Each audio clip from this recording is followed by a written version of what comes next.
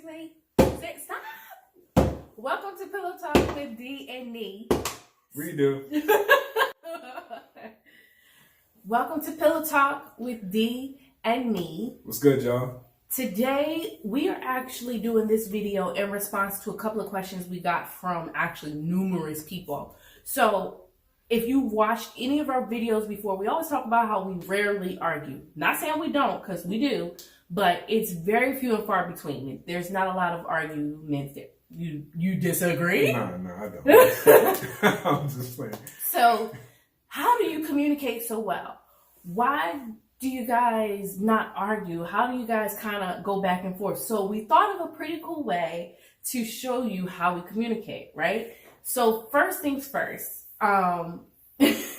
Flirting. Okay, so here's the deal. I am super awkward,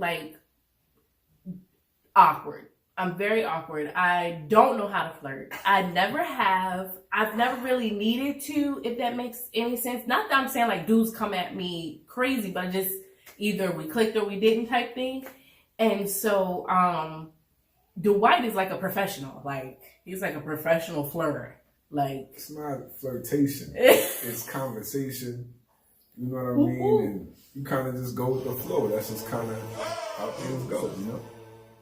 Whatever. So we're going to talk about a few things and how we communicate through it, right? Because these are things that we actually struggled with as well, because we had to learn how to communicate. Exactly. So one of the things that I had to learn to do was stop assuming he knows that I want him. And so, you know, he's like, why do I always have to make the first move? Well, I don't know how. It was kind of a odd time, you know, in our relationship, simply based upon that, because at times, if the other person doesn't initiate, it makes you kind of feel unwanted, you know, and it kind of puts it into one of those things where it's like, why am I always doing X, Y, Z? It's like, bruh, you trying to get up on this or not? Like, you know, it kind of makes it feel very one-sided, you know? So that was an obstacle that we kind of had to overcome a little bit. Once he brought this up to me, this is the way we communicate. Hey, I feel like, I'm not going to say it wasn't weird a little bit. There was like this period where he wasn't coming on to me, I wasn't coming on to him. So I was kind of like, well, what happened? What did I do wrong? First thing we think, ladies, did I do something wrong? And I was like, hey, you have been distant. Is everything okay? And he just kind of, so I usually have to pull it out of him, right? So communication style, I'm going to say what's going on. Once I pull it out though, ain't no holding it back. He's going to really keep things like 100. And even if it hurts my feelings, even if it sounds mean.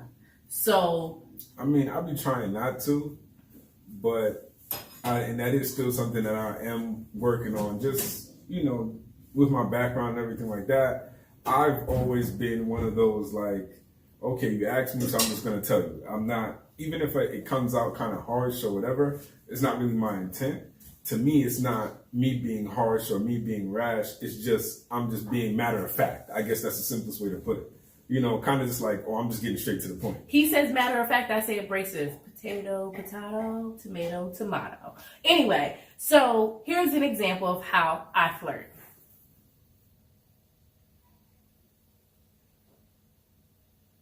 That was it. Why are you looking at me? That was it. And then he's just like, why are you looking at me? I'm like, you're so cute. Yeah, it's creepy. It's like mad creepy. Like, see, nah. It's not turning me on. It's not.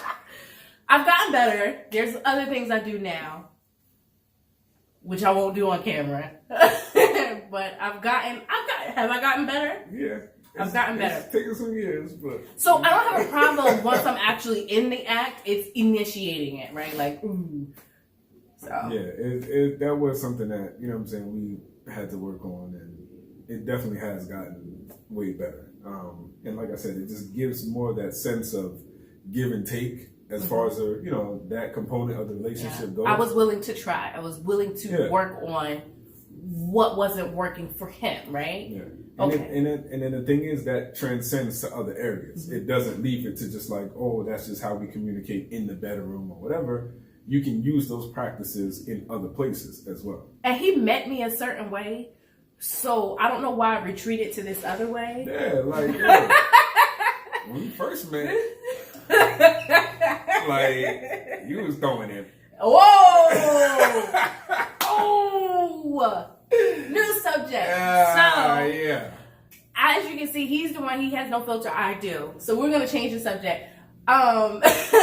Anyway, so with that being said, I just wanna say, when you are with your partner and you have things going on, just make sure you're open to listening to their issue, and then try.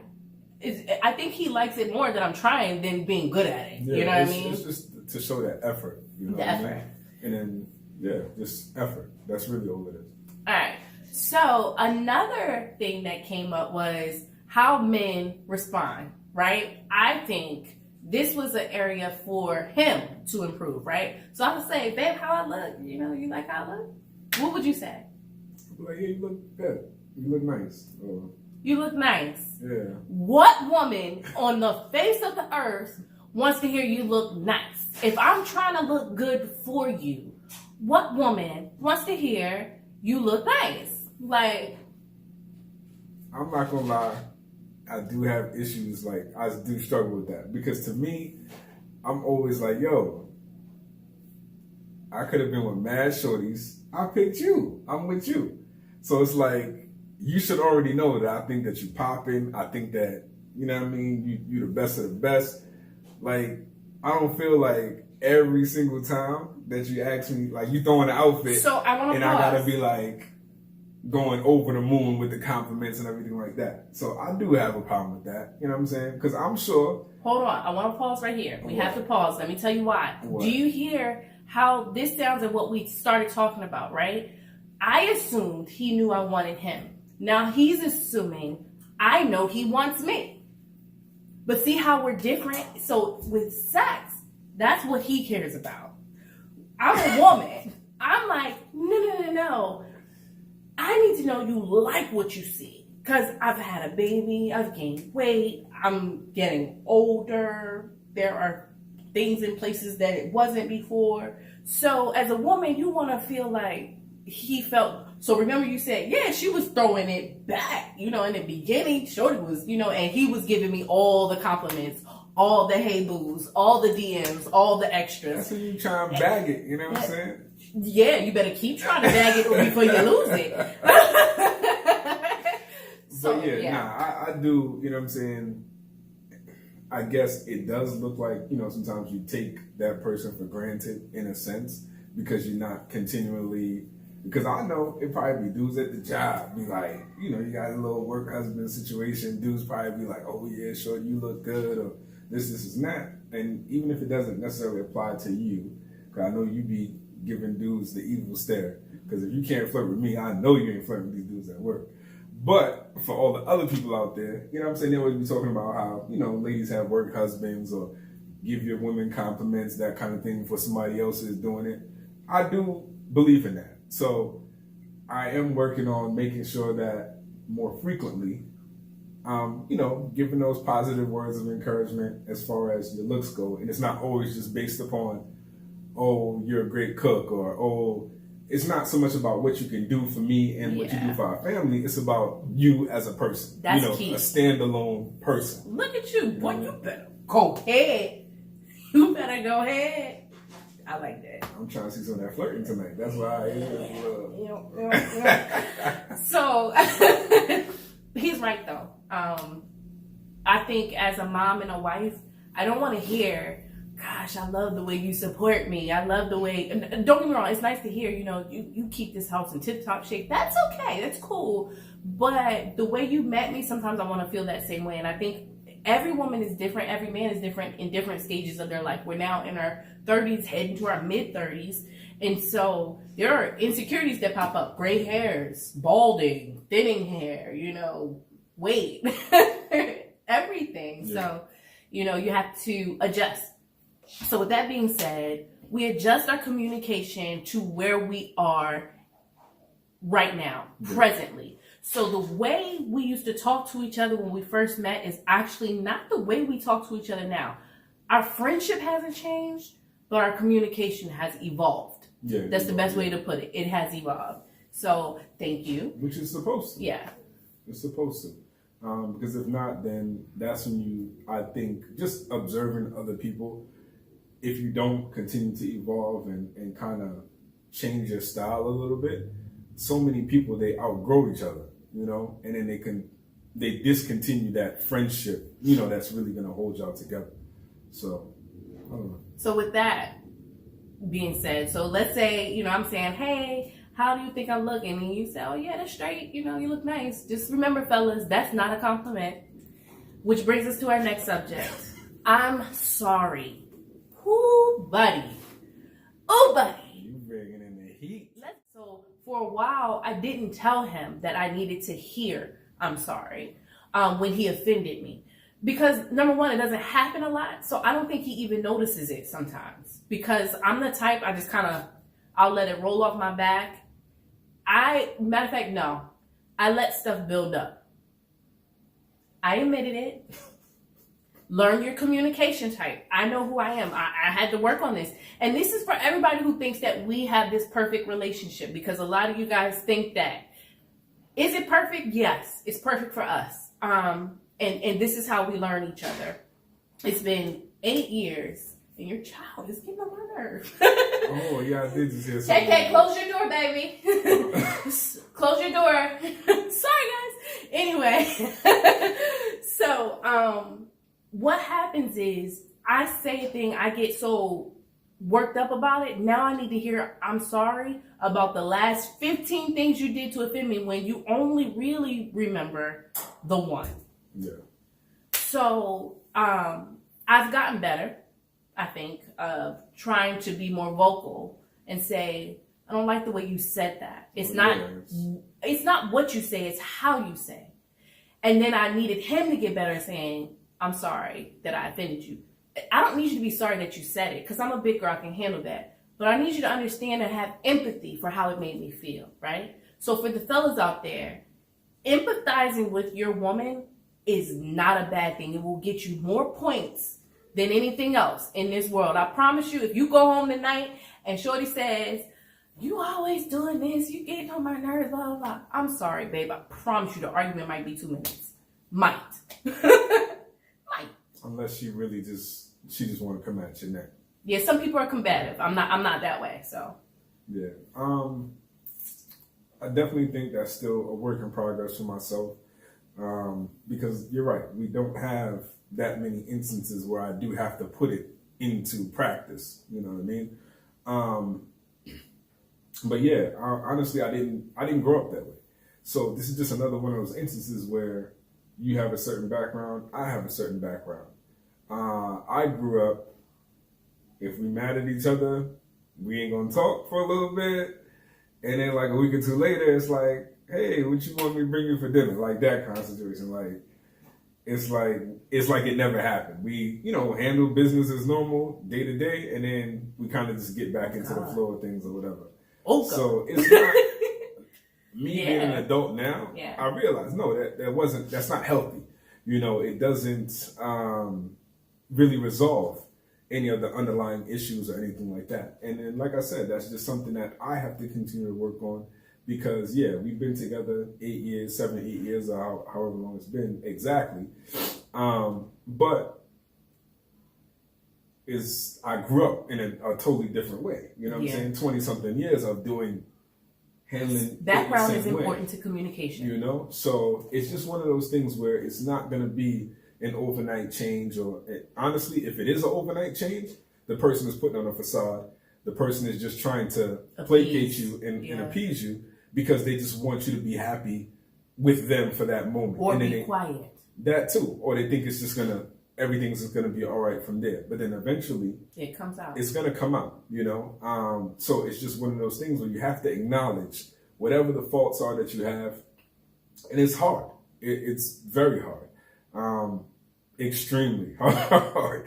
But if you care about the person and you really feel like there's longevity in your situation, it's something that you're going to want to do, some changes that you're going to want to make, not just for them, but for yourself, to be able to keep that cohesiveness in the relationship, because you don't want to lose them, or you don't want to, continue to disrupt your situation. You don't want to lose me? I mean, we've been kicking it. You know what I mean? I think this might could last for a little while, Hey. So that brings us to our next subject. Being able to say sorry is important, but positive reinforcement is important as well. Just like you do with your kids, right? If they do something bad, what you're supposed to do is tell them how, hey, that was bad. You don't do that. This is what you can do instead, or positive reinforcement when they do something well. Yay! The same way you would train a dog almost. Not to say that he's a dog, because this is, a two-way street. But, so we're going to do an activity right now that you can do with your spouse, your significant other, anybody, your friends, whatever.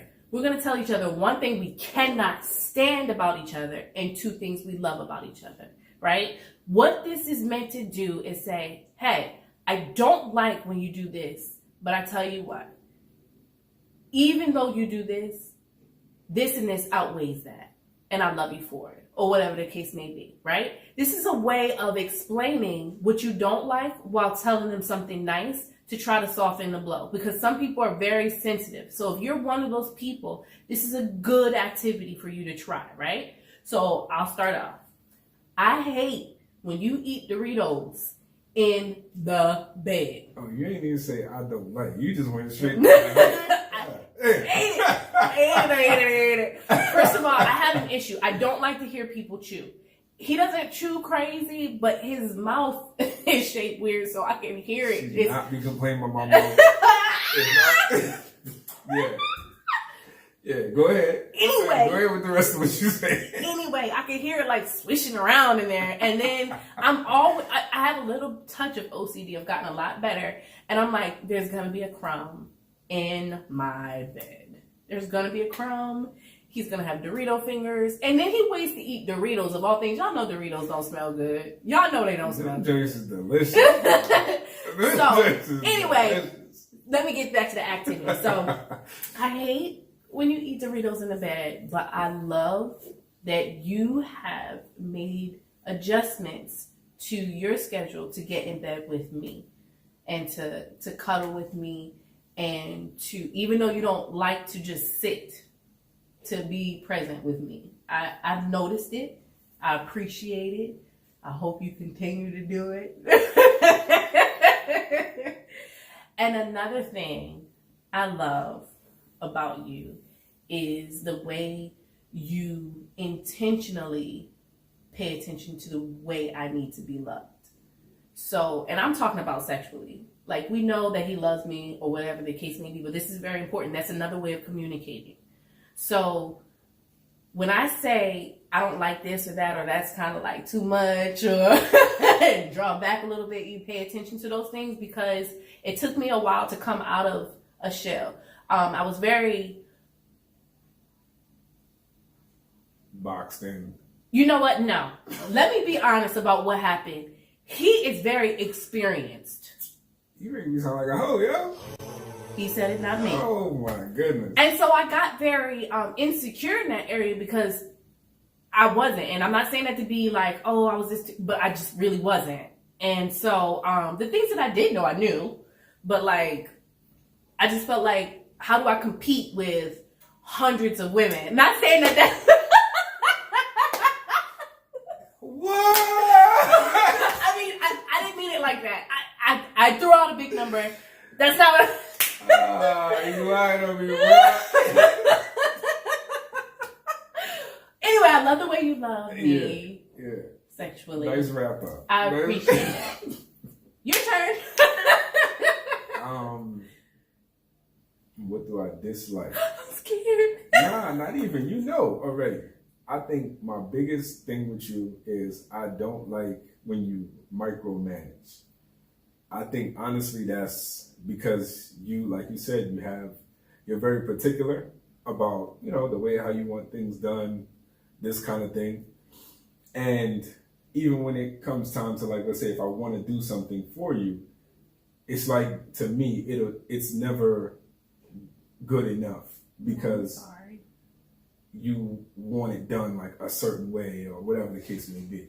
So, you know, even if you went through hoops, leaps, bounds just to try to make something work, if one component or two components isn't exactly how you thought it was going to be or how you would have done it, I don't really think you enjoy it as much. So that honestly is probably like my only thing, like the top thing that I would say is like my biggest pet peeve when it comes to our relationship. Now, that I like and love, let's see. There's so many things. That's why I chose. Well, choose from the plethora. I know. Oh, God. I know, but I don't want to say something whack like, oh, you be cooking all good. Because that's on fat.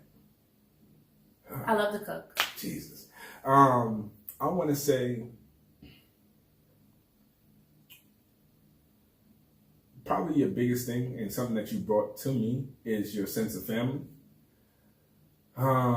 Because of course, you know, I got a family. We all got family, whatever. But it wasn't until like being with you that I really knew what it was to have like cohesiveness in a family.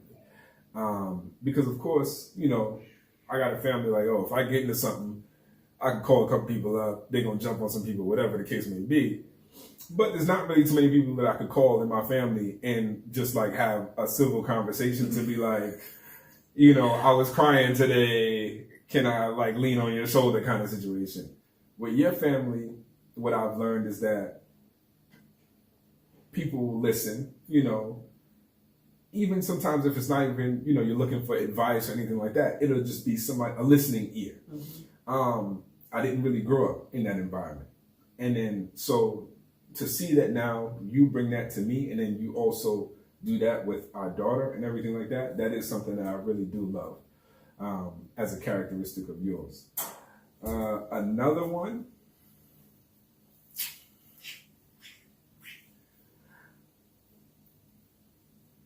I love your singing voice. I do. I do. I think I love your singing voice. I've been trying to get her to get back into like singing a lot more, but she's been fronting. But I do love your singing voice. It just does something to me. Like it kind of touches my soul. Oh, you're the man, girl.